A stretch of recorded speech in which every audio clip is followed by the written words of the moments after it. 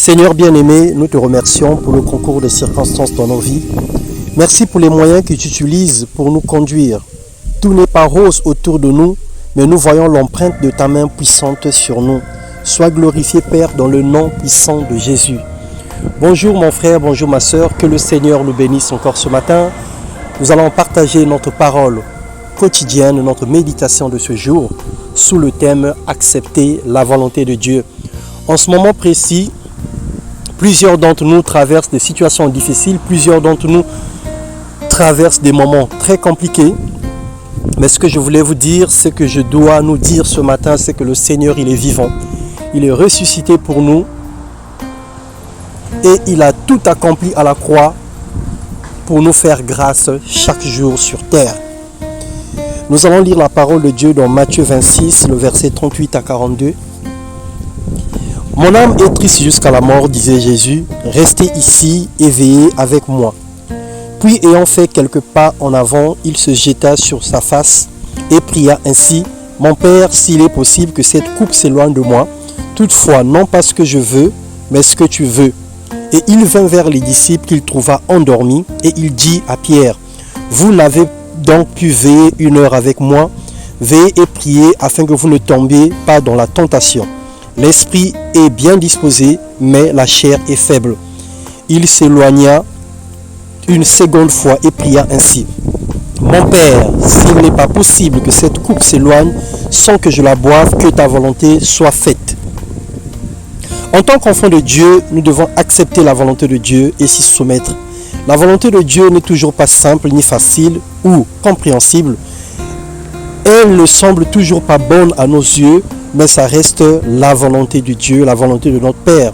Nous ne pouvons pas choisir ce qui nous plaît au détriment de la volonté de Dieu, selon Ézéchiel 28, le verset 1 à 6.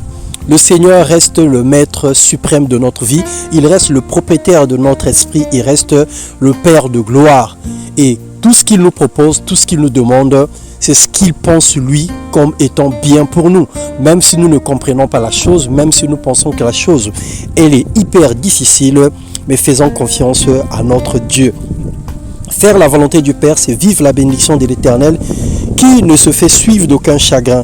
Malgré les difficultés que nous traversons, si nous acceptons de suivre Jésus, si nous laissons le Saint-Esprit nous conduire et nous inspirer, la vie divine coulera en nous et nous atteindrons notre destinée divine, selon Proverbe 10, le verset 22. Refuser la volonté de Dieu, c'est partir dans la direction opposée, c'est également s'exposer au danger et faire obstruction à l'œuvre du Saint-Esprit. C'est mourir également spirituellement. Aujourd'hui, nous voulons décider de faire la volonté de Dieu. Nous voulons décider d'accepter, d'écouter ce que le Seigneur nous dit, d'accepter de marcher sur le chemin que Dieu a tracé devant nous, loin des attraits de ce monde, loin de la compromission, loin de la convoitise, loin des idées perverses et loin des mauvaises compagnies. Nous voulons accepter la volonté de Dieu. Nous voulons porter notre croix et suivre Jésus. Nous voulons l'obéir dans les moindres détails, dans la moindre ponctuation proche. Et nous voulons faire à la lettre, exécuter à la lettre tout ce qu'il nous recommande de faire au travers de sa parole, au travers de la révélation, au travers des conseils, au travers de tout ce qui concourt autour de nous, au travers des circonstances. Nous voulons accepter et faire la volonté de Dieu. Que le Seigneur vous bénisse et qu'il vous accorde la vie, la longévité, qu'il vous accorde sa paix et qu'il vous ouvre les portes des écluses de cieux.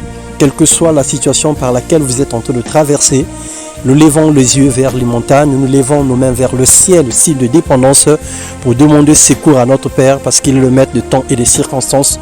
Il n'est pas un homme pour mentir, ni un fiston pour se repentir. Au moment convenable, au moment opportun, il fera éclater sa gloire sur nos vies. Que le Seigneur te bénisse, sois béni, au nom de Jésus. Amen.